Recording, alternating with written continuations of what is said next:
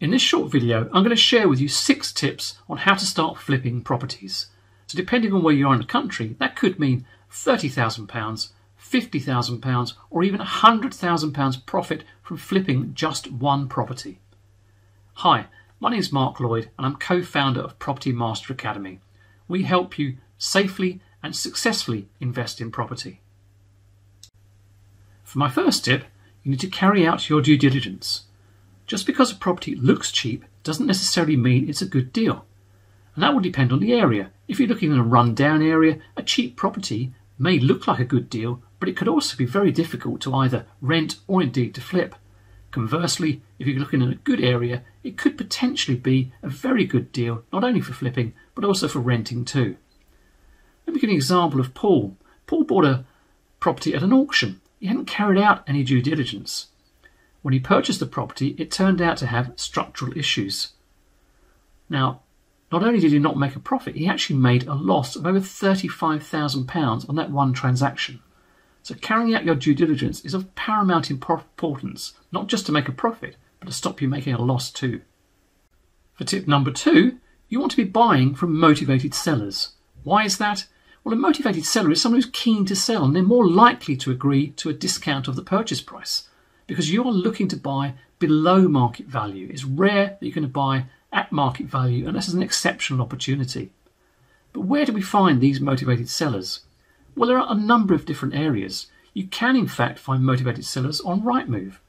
There is a Chrome add-in which will show you the price changes on a particular property on Rightmove. So you can see that if there's been a lot of price changes, reductions, that is potentially a sign of a motivated seller. But there are also other areas too. You could leaflet, you could write letters, just walking around your area looking for potential properties and opportunities.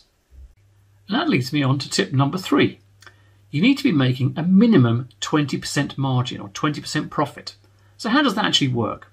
Well, from tip number 2, remember, we're talking about buying a property at below market value. So let's take an example. A £100,000 property, we're looking to get below that figure, assuming that that is what the current market value is. So we're looking to pay 10, 15 or 20% below that value, which would mean a purchase price of, let's say, £80,000 to £85,000. We then refurbish the property, so we're adding some value to it, and let's say that refurbishment is £30,000.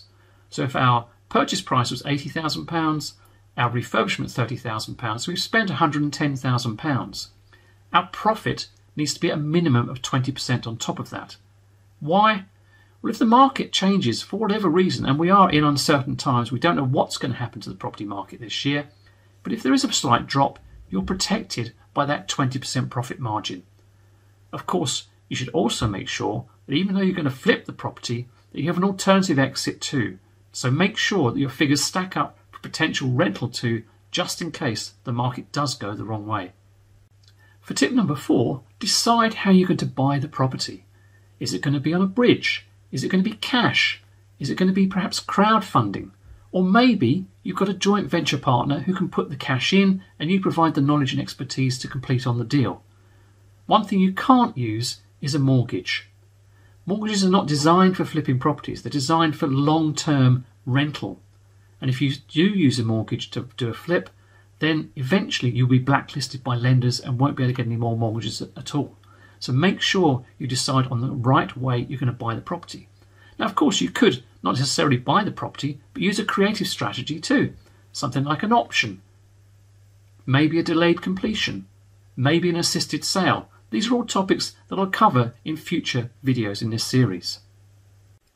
If you are going to go down the traditional buying route, then make sure you use a good broker. There are plenty of good bridging brokers out there and lots of bridging lenders. Crowdfunding platforms, there are a number of those now available too, and in fact we have our own crowdfunding platform as well. Personally, I prefer the joint venture or crowdfunding route. I've done many successful joint ventures throughout my investing career. Tip number 5, make sure you have a good power team. Now initially that's going to be a good solicitor, someone who can complete the deal efficiently and quickly so that you can get in there and start to carry out the refurbishment work. Where of course your next power team comes in, which is the builder.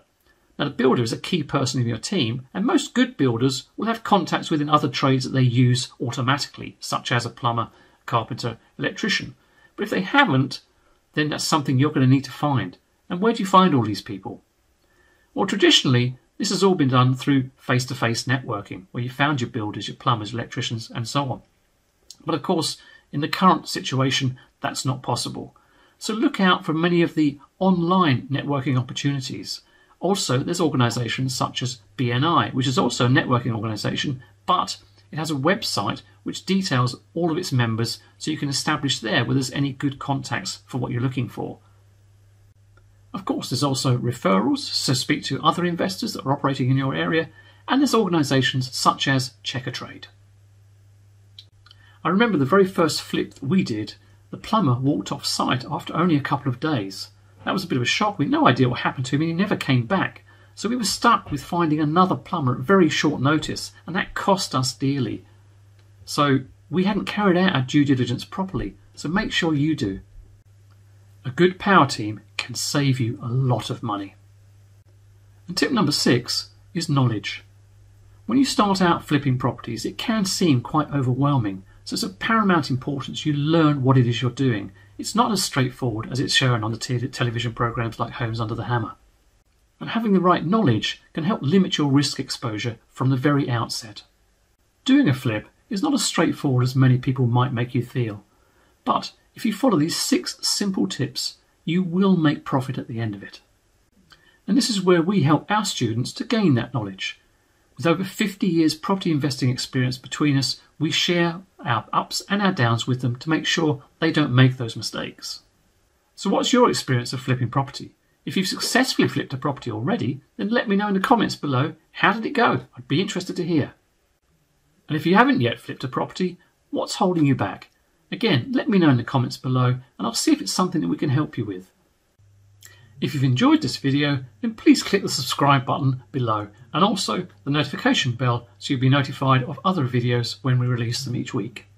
Also, take a look at the other videos that are popping up now. They will help you invest safely and successfully in property.